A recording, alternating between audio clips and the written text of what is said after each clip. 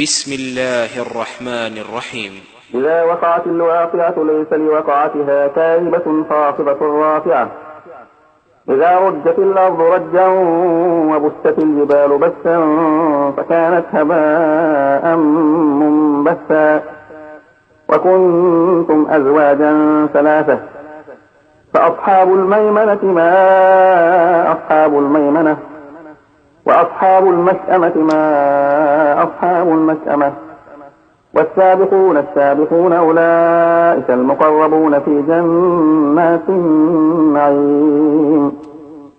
ثلة من الأولين وقليل من الآخرين على سرر موضونة متكئين عليها متقابلين يطوف عليهم ولدان مخلدون بأكواب وأباريق وكأس من معين لا يصدعون عنها ولا ينزفون وفاكهة مما يتخيرون ولحم طير مما يشتهون وحور عين كأمثال اللؤلؤ المكنون جزاء بما كانوا يعملون لا يسمعون فيها لغوا ولا تأثيما إلا قيلا سلاما سلاما.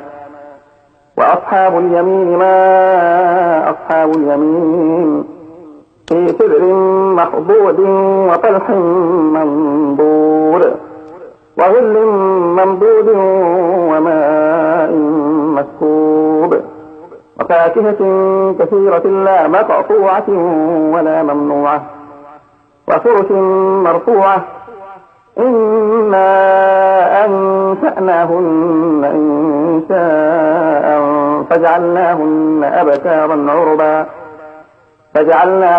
أبكارا عربا أترابا لأصحاب اليمين. ثلة من الأولين وثلة من الآخرين. وأصحاب الشمال ما أصحاب الشمال في سموم وحميم وظل من يحموم لا بارد ولا كريم. إنهم كانوا قبل ذلك مترفين وكانوا يصرون على الحنث العظيم وكانوا يقولون أئذا متنا وكنا ترابا وعظاما أئنا لمبعوثون أو آباؤنا الأولون.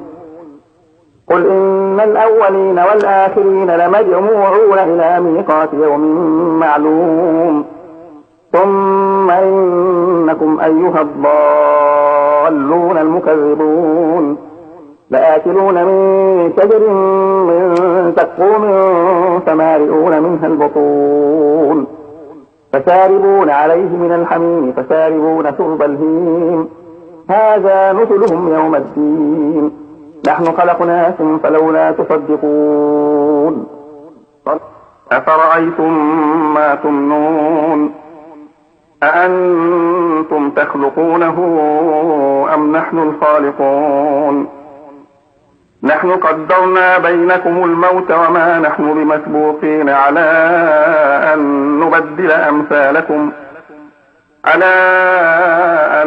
نبدل أمثالكم وننشئكم فيما لا تعلمون. ولقد علمتم النشأة الأولى فلولا تذكرون. أفرأيتم ما تحرثون أأنتم تزرعونه أم نحن الزارعون لو نشاء لجعلناه حصاما فظلتم تفكهون إنا لمغرمون بل نحن محرومون. أفرأيتم الماء الذي تشربون أأنتم أنزلتموه من المزن أم نحن المنزلون لو نشاء جعلناه أجاجا فلولا تشكرون.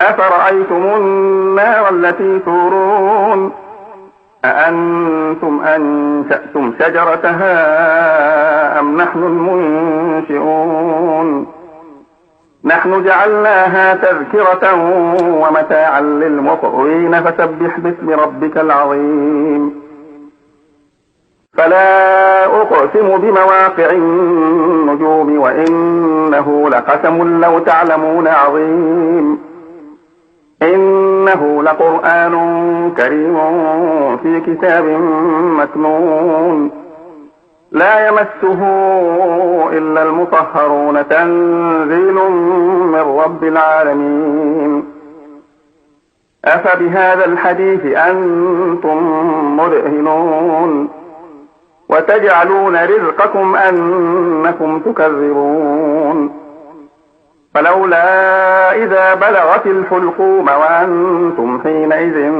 تنظرون ونحن أقرب إليه منكم ولكن لا تبصرون فلولا إن كنتم غير مدينين ترجعونها إن كنتم صادقين فأما إن كان من المقربين فروح وريحان وجنة نعيم وأما إن كان من أصحاب اليمين فسلام لك من أصحاب اليمين وأما إن كان من المكذبين الضالين فنزل من حميم وتصلية جحيم إن هذا لهو حق اليقين فسبح باسم ربك العظيم